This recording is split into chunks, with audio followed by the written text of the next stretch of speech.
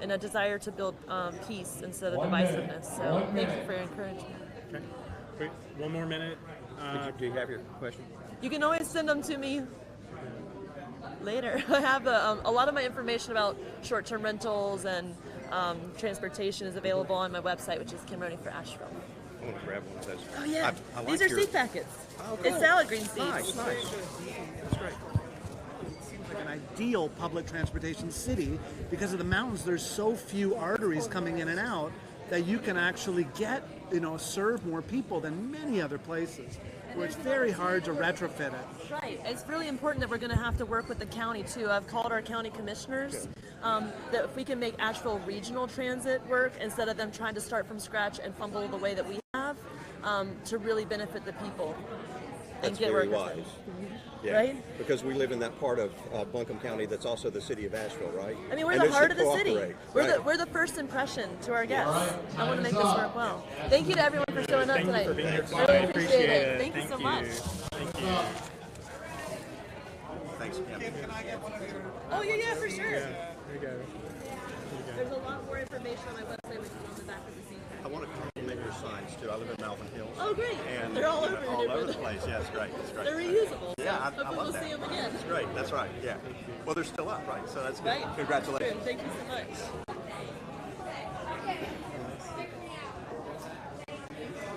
So we're waiting for our final candidate here. Yeah. So I'm trying to think who we've got left. I believe. Oh, okay. Oh, thank you. I guess I'm not. Yeah. Oh, Rich, winning good. this. Yes. I'm not winning this. Rich Lee. Rich Lee. Thank you. Okay. Rich Lee is coming up. Very thoughtful question. Yes, I am impressed.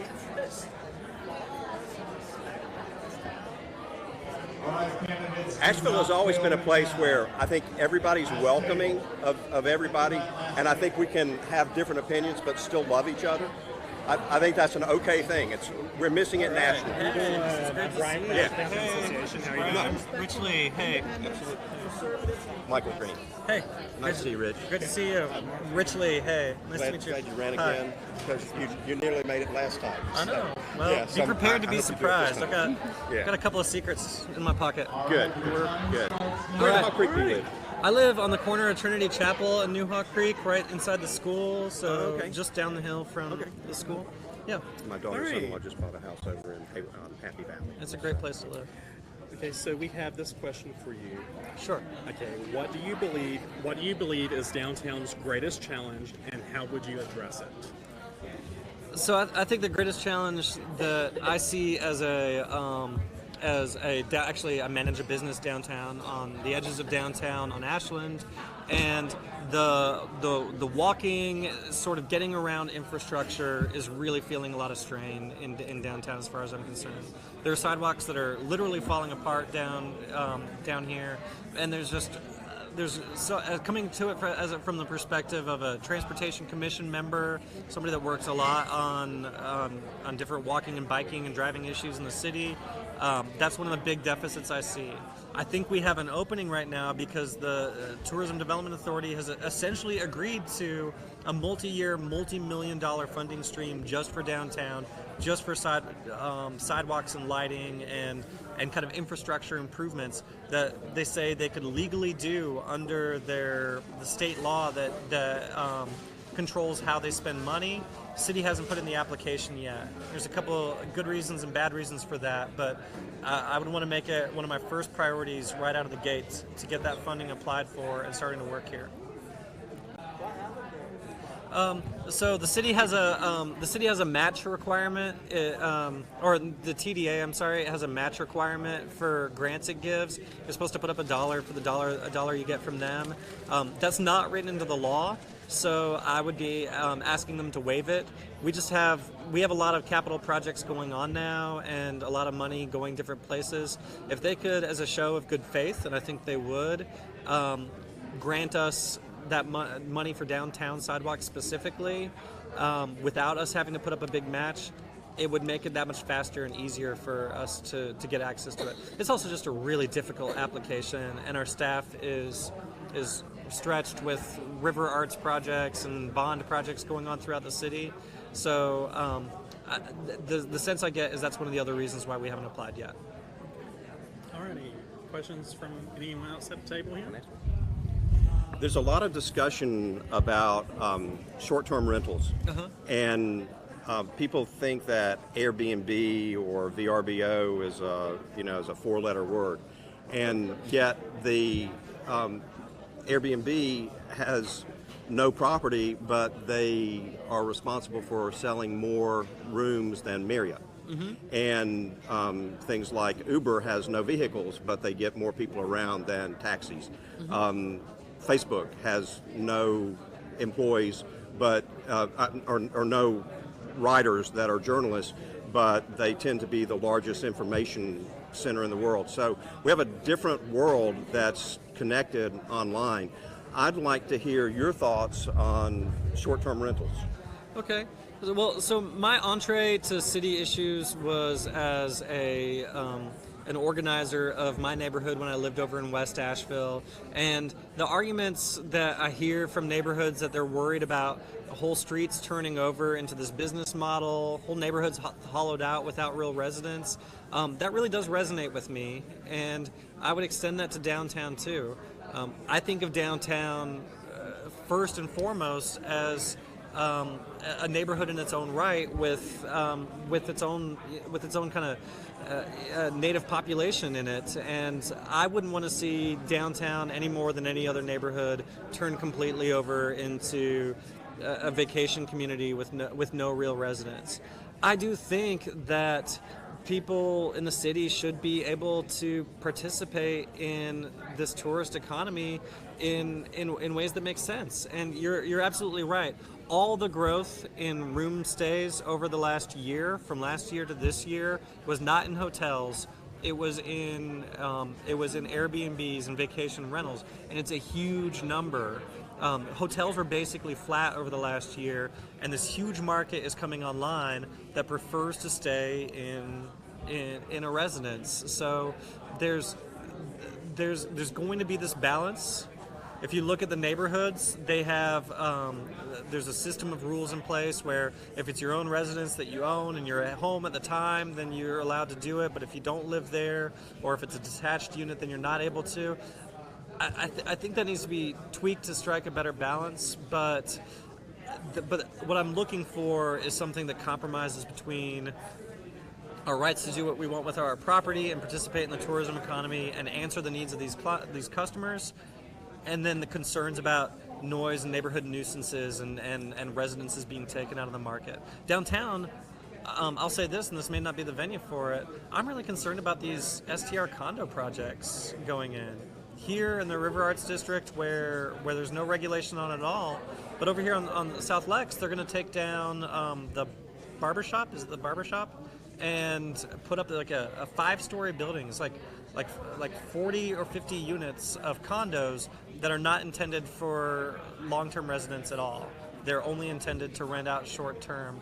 And that to me seems like a kind of Frankenstein's monster just waiting to sort of roll through the city. There's lots of people downtown in the River Arts District that do it legally because it's always been legal. And I don't want to see them punished for their business model, but I do not want to see this thing wake up and suddenly, become the 1,000-armed squid that takes over the whole city. Well, I guess as my follow-up to that would be, as you're concerned about what happens downtown with folks like that, do you not like the hotels being here, and do you disagree that people have a right to sell their property and build something on it to be able to accomplish the short-term rental, like the condos that you were talking about or whatnot? So I don't dislike the hotels. People are entitled to their business model, and for a long time it's been the only thing that people would build down here. The city had, I want to say maybe a year ago, they had this economic expert come in and give a presentation to City Council. I don't know if any of you saw it, but he said you're probably safe saying that on the net, the tourism industry in Asheville requires more resources because of the traffic and the wear on infrastructure and the landfill waste, extra calls to police and EMS, and what else are we? Low wages and kind of distorting the property market around here. That'll probably cost us slightly more on net than it pays back to us in property taxes and wages and employment and things like that. So I do think there's a good argument to look and say, is this industry, or are hotels paying us what they require from us as taxpayers? And I think on the balance, we're going to probably find that no, we come up a little short with them. Just their business model and their land use. So yeah. So the law sets where the hotel tax goes and how it's allocated out, but the very lowest hanging fruit is looking at the projects like the downtown infrastructure, the overlap tourist needs and local needs, and say, can we get them to start paying back in to things we need? If you try to walk downtown, depending on the night, it's hard to get around. Because of the tourism and everything. Can we get them to pay for the fixes that make it easier for locals to access downtown? Can we get them to pay into a parking garage or something like that makes it easier for somebody like me to get into downtown? Well, we have 10 million visitors a year to Asheville, growing at 10% a year. So next year we'll have 11 million. So we do have to have a place to put them all. Absolutely. Yeah. Facebook, we do have a quick question from a listener on live right now, and it pertains to what we were just speaking about. She asks, what about bike lanes in the Rad Walkway and to New Belgium? And do you have any plans on how to fund that? Last table, so I'm going to finish answering that if that's okay. Yeah, that'd be good. So Just wait till they Don't do it. So I was really. As promised, we are offering the candidates a 2-minute wrap-up. So I was really involved in what's called the Rad Tip project, the River Road Transportation Improvement Project, and unfortunately, because of the bidding overruns, a lot of the parts I worked on that were the greenways from New Belgium to the dog park, and some of those other parts were cut out. We need to get them back funded or on the track to be built. And one of the things I'm really excited about is volunteer groups like Green Opportunities, Carolina Mountain Club have stepped and offered to build big parts of those if the city can give them permission. There's legal loopholes or liabilities that are keeping us from just immediately being able to say, go out there and do it. But if we can get those legal hurdles cleared, we could actually have groups out there working on it.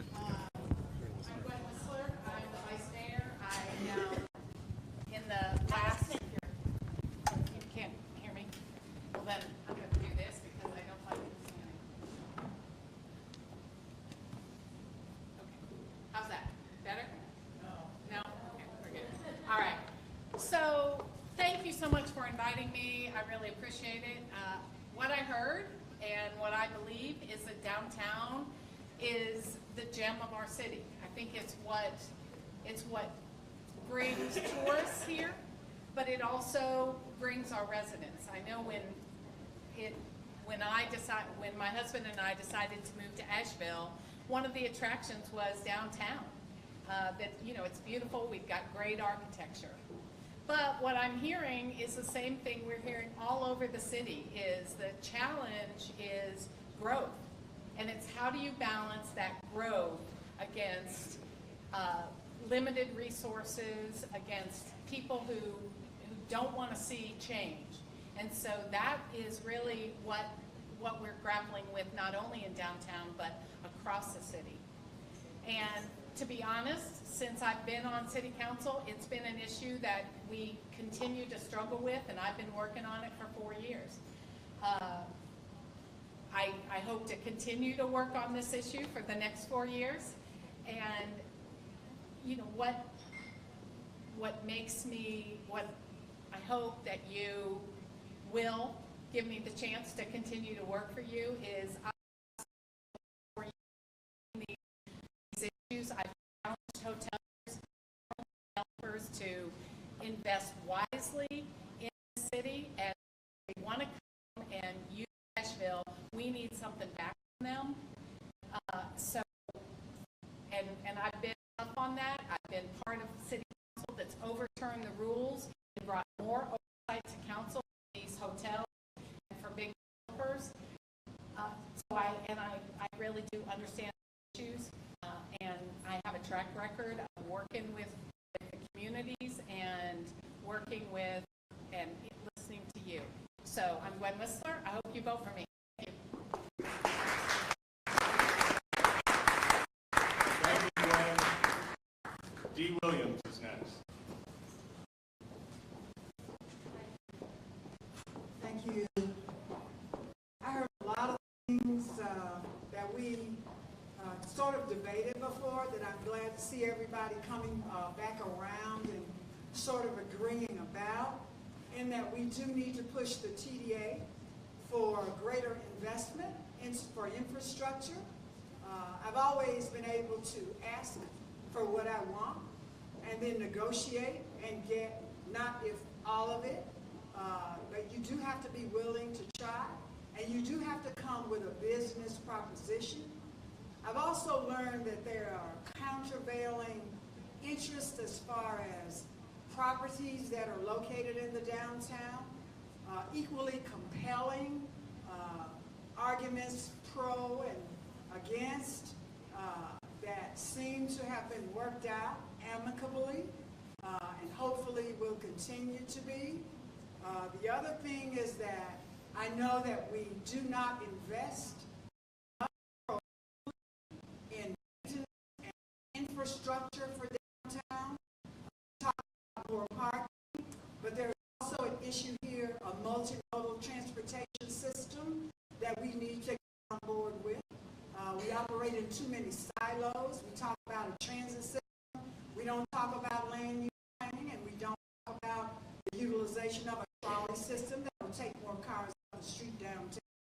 So the city needs forward-thinking people, and I am one of them, not only as a thought leader, but also who is involved in work. I'm one of the few candidates that's already involved in a community land trust in the city for permanent affordable housing over in Southside. Believe it or not, I've heard a lot of skepticism as far as asking the TDA for greater investment. One of the things that I learned was I went to Mission Health and employ over 10,000 people here in Western North Carolina. I got them to pay a living wage and to remove the violence from nonviolent felons. I ask for your vote. I am competent, capable, and I look forward to serving you. Thank you. Tamika Smith.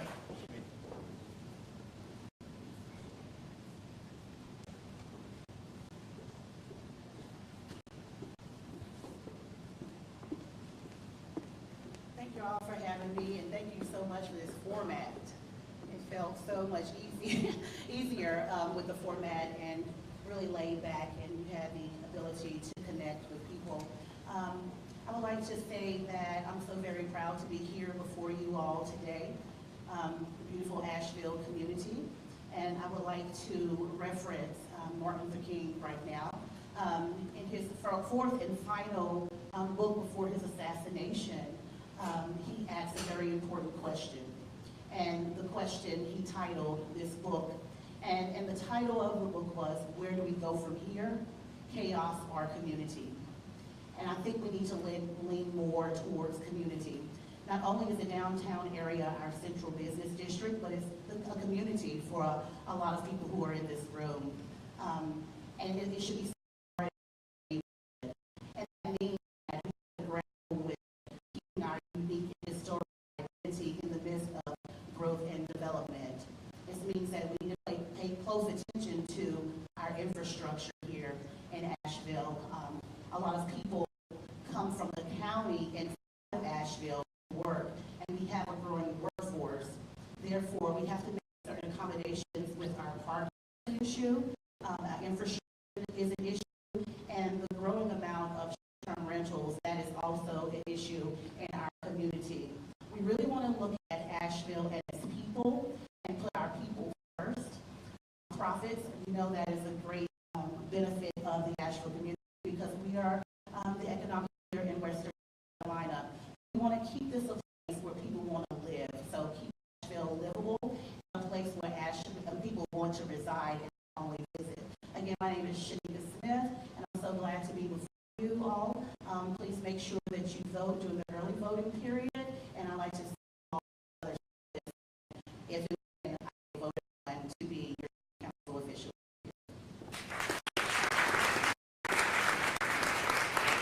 Thank you. Kim.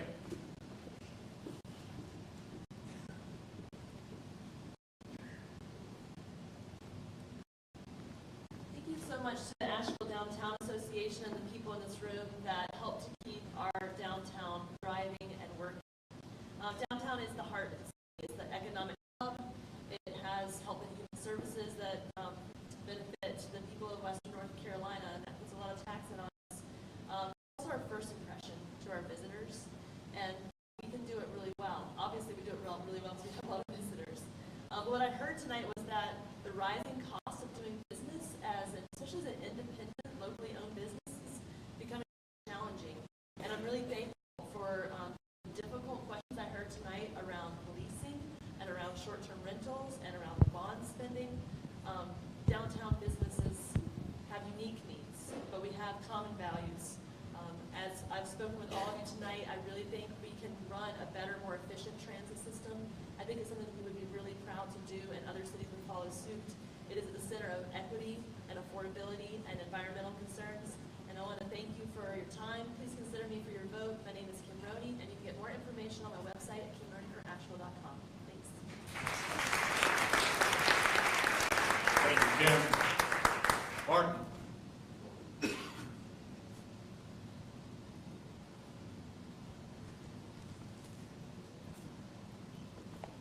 Thank you. Thank you for the opportunity to speak on the platform to be refreshing, even though I also felt like when we were sitting in those circles, we had just started into some really important and systemic issues that face our city. And I hope that even if the individuals that I spoke with that were sitting at these tables, we don't see eye to eye in terms of our political ideology. I'm a socialist, and I've made no secret about that. Working person, that working people need to have a voice in government. I want to make the economic engine, which is downtown, and it is the factory, if you will, which has all these different pieces that generate an incredible amount of wealth for our community. I want to make sure that that economic activity is pushing power and opportunity down into our community rather than centralizing it into fewer hands. And I hope that as we were speaking about the powerful number of issues that surround our community, homelessness, policing, affordability, short-term rentals, to name a few, the rise in rents, both residential and commercial, a lot of these things are interconnected.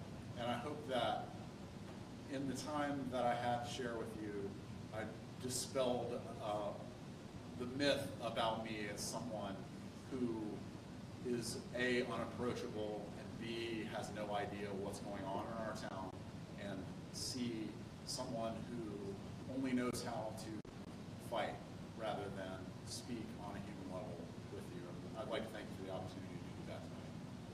Vote Martin for me. Thank you. Thank you, Martin. Esther.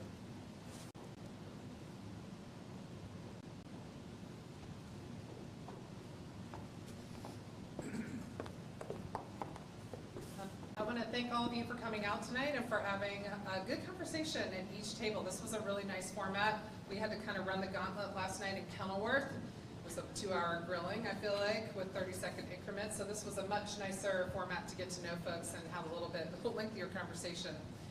So one year when I was getting ready to prepare for the State of the City address, one of the lawyers at my firm, Larry McDevitt, who was the mayor 30 years ago. He became the mayor when he was 42. I became the mayor when I was 42. So he said to me, well, I want to give you a copy of my State of the City address that I delivered when I was the mayor. I still have it. It's typed out on this paper, many papers. And he gave it to me, and I read the whole thing in preparation.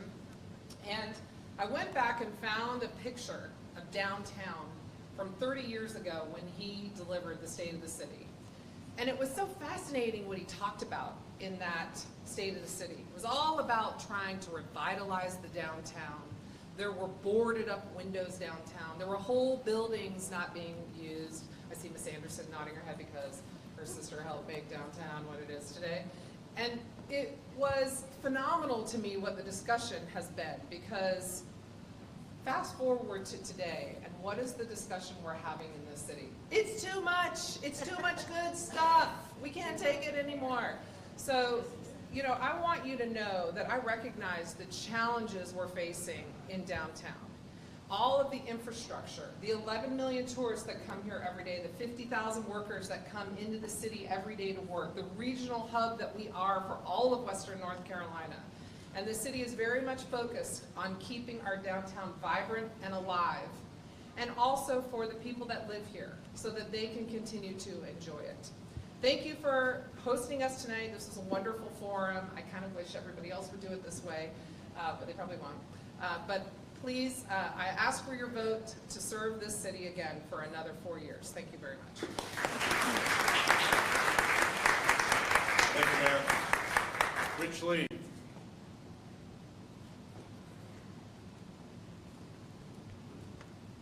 Thank you so much. Thank you everybody who came out, and thank you for all the really challenging and interesting conversations that we had around the tables. I was really gratified to hear that the people around these tables think of downtown first and foremost as a neighborhood. It's not a geisha district. It's not an ATM that cranks out money. The concerns that you guys asked about and talked about are the same things that we hear in neighborhoods all over the city, and only amplified times 10,000.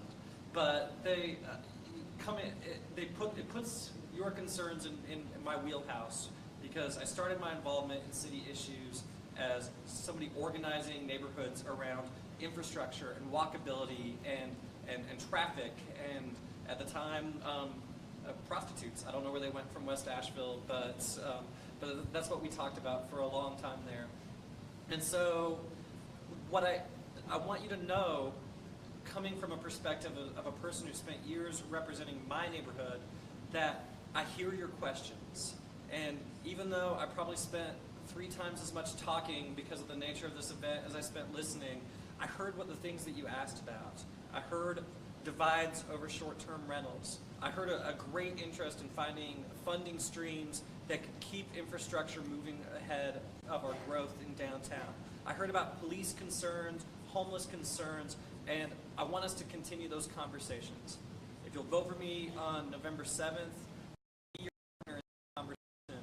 And I know you guys too, but thank you for your attention, all your interest in your neighborhood, and let's keep moving forward. Thanks, good.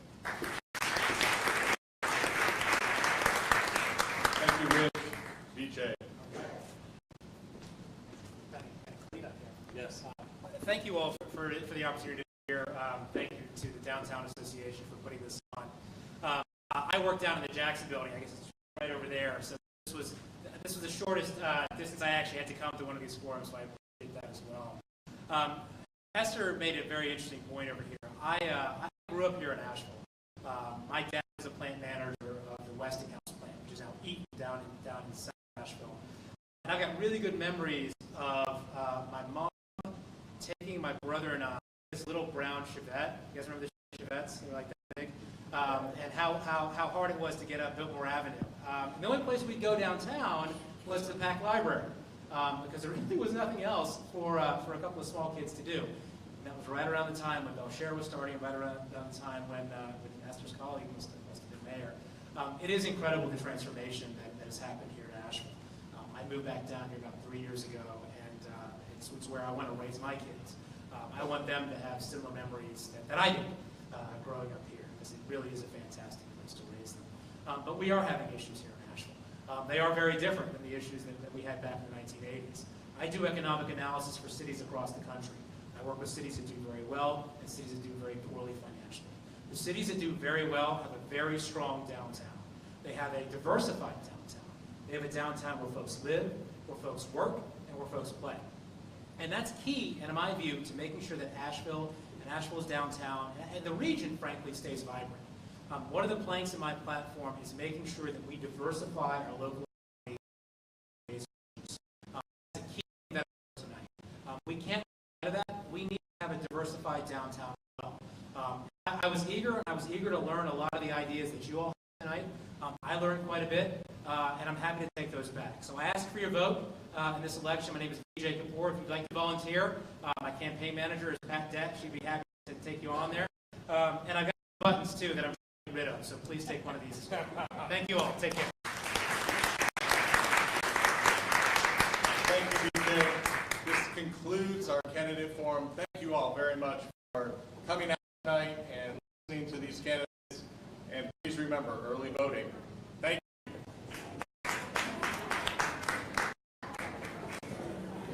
Great.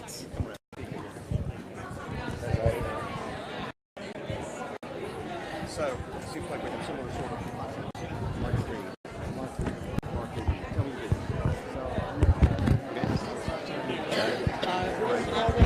Roney is here. We were in here.